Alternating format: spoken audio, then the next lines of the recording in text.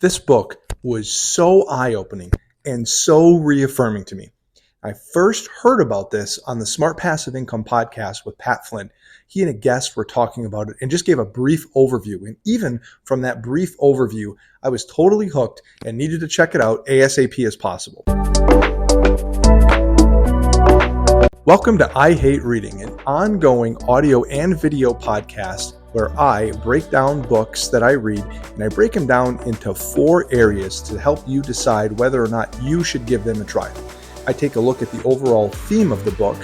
I take a look at the readability of the book. How easy is it to read? Again, from someone who hates reading. I also take a look at the relatability. How relatable is the book to my world? And I take a look at the actionability. How are you or me able to go and take the contents of this book and put it into practice right away? This week, the book is Range by David Epstein. Let's not waste any time. Let's get into it. Now, with this book, Range, the overall theme of this book that I took away was the idea of generalist over specialist. And this is one of the things that was really reaffirming to me.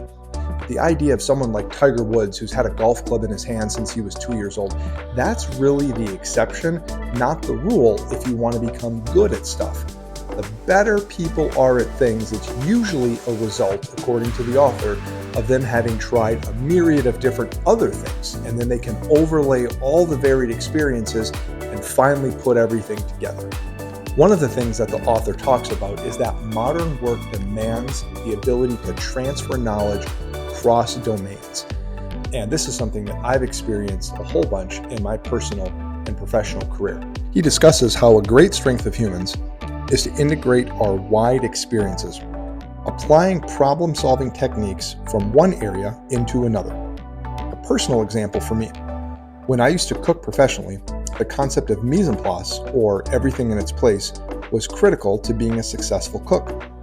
Finishing your prep in time and ensuring that a busy dinner service went as smoothly as possible. When I stopped cooking, I took that same organizational approach and overlaid it onto my new career path, which was in outside sales. By being organized, having a place for everything in my car and in my home office, and organizing my day with a timeline, I was able to stay ahead of busy days and be a more successful version of myself. A lot of people, myself included, have a perception that if you want to be successful at a career path, that you need to just go hard in the paint from day one and go all in on that and spend 20, 30, 40 years doing that, and hopefully at some point you'll get good enough. And while that can be true, what ends up happening, as this book points out in great detail, is that you end up being so narrowly focused that that's all you're good at is that one little thing. And the second something goes sideways or new challenges are introduced, you don't have a varied enough work experience or life experience to be able to deal with those in a good and professional manner and solve new problems and think about things critically in a different way because you've been focused on just your one little narrow path. Now, as far as the concept of readability, I did think this was a pretty straightforward book with lots of systematic examples, which I think is a good thing. I did get tripped up on some last names on page 128 to be specific, but outside of that, I thought as far as being able to read the book, get through the book, understand what the author was trying to say, it was fairly straightforward with, like I said, lots of systematic examples to kind of reinforce the point that the author was trying to make.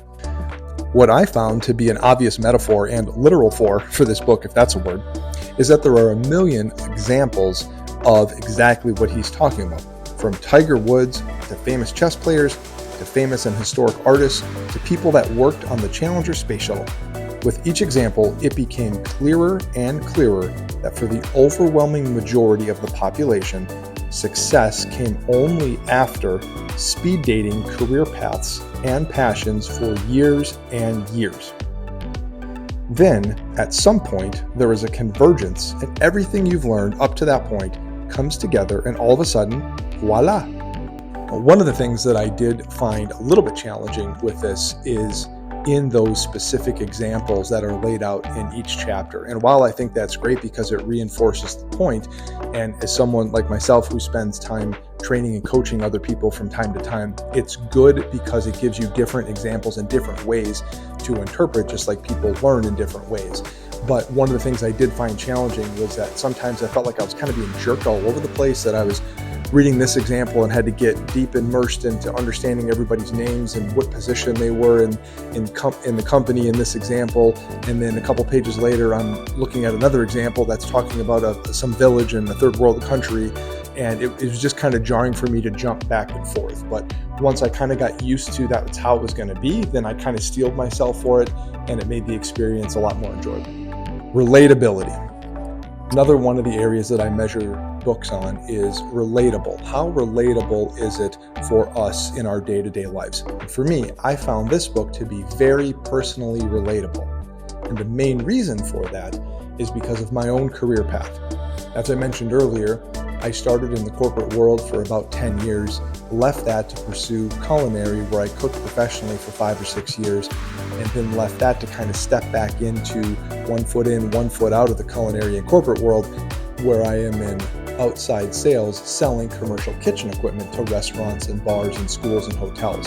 So the reason it was personally relatable for me was that I had spent time with one company doing a myriad of different tasks, from inside sales to sales management to training and then recruiting.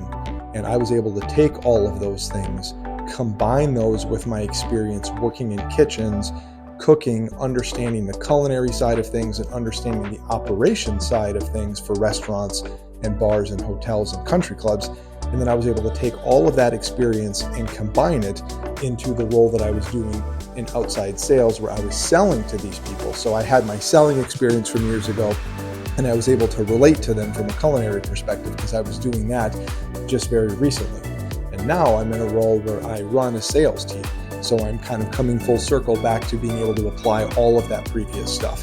And that was the point, I think, ultimately of this book, is go try a whole bunch of different examples, go do a whole bunch of different things, have a whole bunch of different hobbies, and then you'll be able to take examples and learnings from each of those different areas and overlay them onto whatever it is you're currently doing.